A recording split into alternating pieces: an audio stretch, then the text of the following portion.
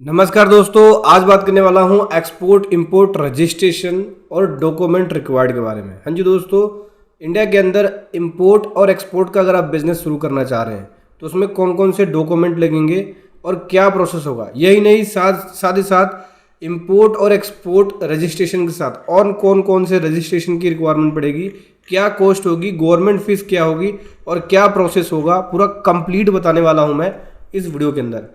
उससे पहले बताना चाहूँगा, जो भी भाई बंधु मेरे चैनल पे पहली बार है, इस वीडियो को पहली बार देख रहे हैं, जिन्होंने अभी तक सब्सक्राइब नहीं किया सब्सक्राइब कर लीजिए, साथ ही साथ बेल आइकन पे भी क्लिक कर लीजिए ताकि इस तरह का कंटेंट आपको मिलता रहे। तो दोस्तों, इंडिया के अंदर इंपोर्ट एक्सपोर्ट का बिजनेस करने के लिए आपको अलग अलग तरह के रजिस्ट्रेशन लेने होते हैं, बहुत अलग अलग तरह के रजिस्ट्रेशन होते हैं जिसमें बहुत सारे डॉक्यूमेंट का आपको प्रोसेस फॉलो करना होता है।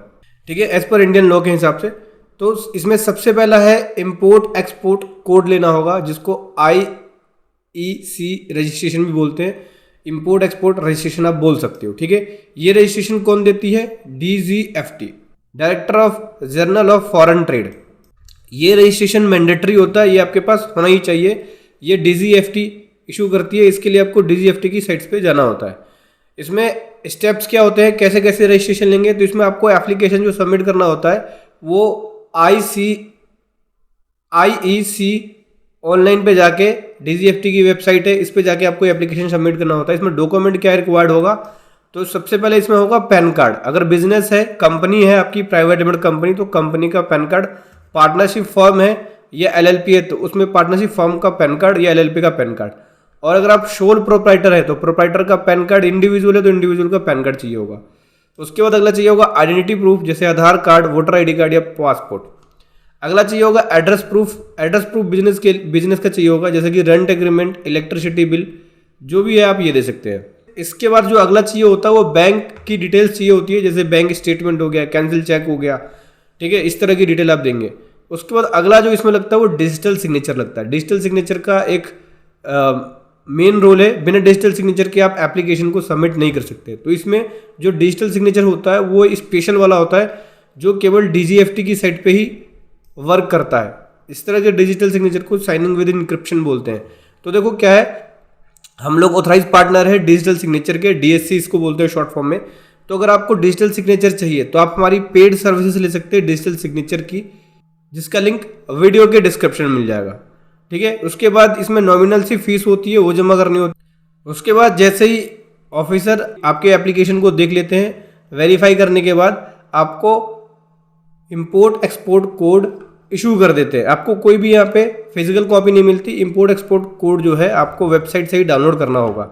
ठीक है, इसमें कॉस्ट की बात करें तो इसमें कॉस्ट लगभग मान के चलिए कि आपकी पड़ेगी, DSC की कॉस्ट पड़ जाती है लगभग 3000 के आसपास, क्योंकि इसमें स्पेशल वाला है। डिपेंड करता है कि आपके कितने ईयर का वैलिडेशन का आप DSC ले रहे हो, 1 ईयर 2 ईयर 3 ईयर, उसके हिसाब से होता है। तो 3000 के आसपास वो पड़ेगा। प्रोफेशनल फीस भी होती है, अगर किसी प्रोफेशनल से आप काम कराते हो तो 1000-1500 रुपये की professional fees plus government fees, तो 5000 की कॉस्ट पड़ेगी आपकी इंपोर्ट एक्सपोर्ट रजिस्ट्रेशन कोड के अंदर। अगला आता है इसी के अंदर दूसरा, registration with export promotion council. ठीक है, आपको एक्सपोर्ट से रिलेटेड अगर कोई बेनिफिट्स लेने हैं, इंसेंटिव्स लेना है, तो आपको इसके अंदर रजिस्ट्रेशन जरूर कराना चाहिए, जिसको बोलते हैं एक्सपोर्ट प्रमोशन काउंसिल, EPCS, जिसके अंदर गवर्नमेंट आपको एक्सपोर्ट करने पे कुछ इंसेंटिव्स, कुछ बेनिफिट्स देती है। इसमें डॉक्यूमेंट्स क्या क्या रिक्वायर्ड पड़ेगा, वही सबसे पहला है एक्सपोर्ट इंपोर्ट कोड, जो आप ऊपर रजिस्ट्रेशन लेंगे इसकी जरूरत पड़ेगी आपको। दूसरा, कंपनी अगर आपकी रजिस्टर्ड है तो कंपनी का डॉक्यूमेंट नंबर, जैसे in certificate of incorporation, partnership firm है तो पार्टनरशिप फर्म का डीड। अगर आपने केवल GST नंबर ले रखा है तो GST रजिस्ट्रेशन या GST सर्टिफिकेट देना होगा। पैन कार्ड चाहिए होगा बिजनेस एंटिटी का, इंडिविजुअल है तो इंडिविजुअल का पैन कार्ड, प्रोप्राइटर है तो पैन कार्ड, कंपनी या पार्टनरशिप फर्म है तो उसका पैन कार्ड चाहिए होगा। एड्रेस प्रूफ चाहिए होगा, जैसे इलेक्ट्रिसिटी बिल या रेंट एग्रीमेंट। ठीक है, फिर उसके बाद बैंक का सर्टिफिकेट चाहिए होगा, या कैंसिल चेक बोल लो, या बैंक स्टेटमेंट भी दे सकते हैं। फिर उसके बाद इसके अंदर भी मेंबरशिप फी जमा होती है, ये फीस भी फिक्स नहीं होती, चेंज होती रहती है। इंसेंटिव्स लेना है आपको या बेनिफिट्स लेना है तो आपको इसका रजिस्ट्रेशन लेना चाहिए। अगला तीसरे नंबर पे आता है GST रजिस्ट्रेशन। हाँ जी दोस्तों, GST रजिस्ट्रेशन मैंडेटरी हो जाता है जब आप एक्सपोर्ट करते हो, ठीक है, या इंपोर्ट करते हो। तो इस तरह की जो सप्लाईज होती है, एक्सपोर्ट करने में जो सप्लाई कंसिडर की जाती है वो जीरो रेटेड सप्लाई की जाती है। और जीएसटी लॉ के हिसाब से मैंडेटरी है कि अगर आप एक्सपोर्ट करोगे तो जीरो डेट सप्लाई होगी, उस केस में आपको जीएसटी रजिस्ट्रेशन लेना होगा। तो एक वैलिड जीएसटी रजिस्ट्रेशन लेना होगा।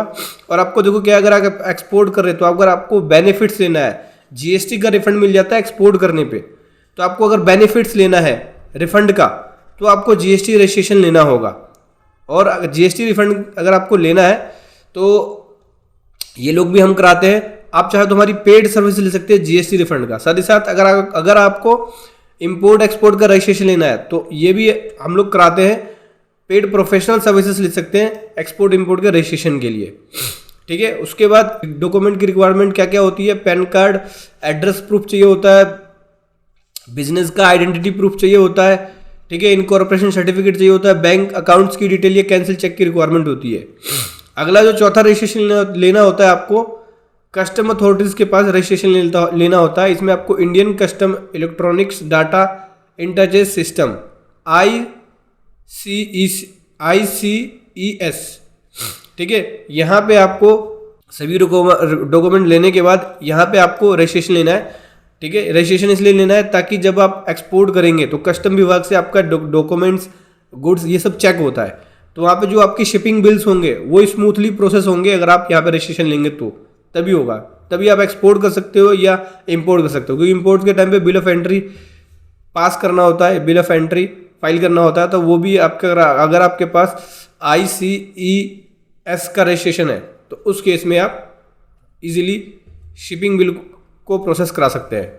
इसमें डॉक्यूमेंट की क्या क्या रिक्वायरमेंट होती है, इसमें पहला डॉक्यूमेंट है export import code registration, GST certificate, digital signature. Digital signature मैं आपको बता रहा हूँ मैंडेटरी हर जगह, अगर एक्सपोर्ट कर रहे हैं तो आपको चाहिए ही चाहिए, हर जगह ये चाहिए। रिलेवेंट लाइसेंस चाहिए होगा, रिस्ट्रिक्टेड गुड्स का रिलेवेंट आपको लाइसेंस चाहिए।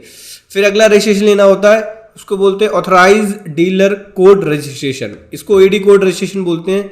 ये जो है वो बैंक प्रोवाइड करती है। अगर आपके पास एडी कोड है तो आपका जो डिसबर्सल है वो इजीली होता है और आगे दिक्कत भी नहीं होती है। तो एडी कोड आपको बैंक देगी, बैंक को आपको लेटर लिखना होगा, बैंक से कॉन्टैक्ट करना होगा, वहाँ एप्लीकेशन देना होगा, तभी आपको बैंक एडी कोड देगी, जिसको ऑथराइज डीलर कोड बोलते हैं। आपके पास एक वैलिड करंट अकाउंट होना चाहिए इस तरह के कोड के लिए। तो पहले नंबर पे आपको बैंक को लेटर देना होगा और आपके पास वैलिड एक करंट अकाउंट होना चाहिए। वहाँ से जब लेटर आप दे देंगे तो आपको एक एडी कोड मिलेगा जो बैंक आपको देगी। डॉक्यूमेंट क्या क्या रिक्वायरमेंट होगा एडी कोड के लिए, इंपोर्ट एक्सपोर्ट कोड होना चाहिए आपके पास, पैन कार्ड होना चाहिए, बैंक की डिटेल्स होना चाहिए, एक्सपोर्ट बिजनेस रजिस्ट्रेशन डॉक्यूमेंट होना चाहिए।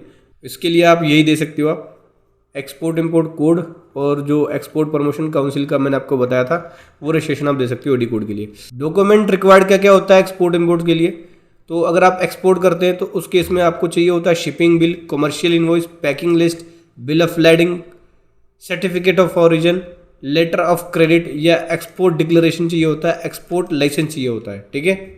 जब आप एक्सपोर्ट करते हैं तो इंपोर्ट करते हैं तो क्या डॉक्यूमेंट चाहिए होता है, bill of entry, commercial invoice, packing list, bill of landing या air waybill, insurance certificate, import licence, ठीक है। तो जब भी आप एक्सपोर्ट इंपोर्ट करेंगे तो इस तरह की डिटेल्स आपको चाहिए होती है। तो समझ गए दोस्तों, इस प्रकार से आपको एक्सपोर्ट इंपोर्ट का रजिस्ट्रेशन लेना है। आप चाहे तो हमारी पेड सर्विसेज ले सकते हैं जहां पे आपको इस तरह के तमाम रजिस्ट्रेशन की सर्विसेज दी जाती है हमारे बेस्ट प्रोफेशनल के द्वारा। पेड सर्विसेज का लिंक वीडियो के डिस्क्रिप्शन में। वीडियो कैसी लगी जरूर बताएं। Thank you so much. जय हिंद, वंदे मातरम।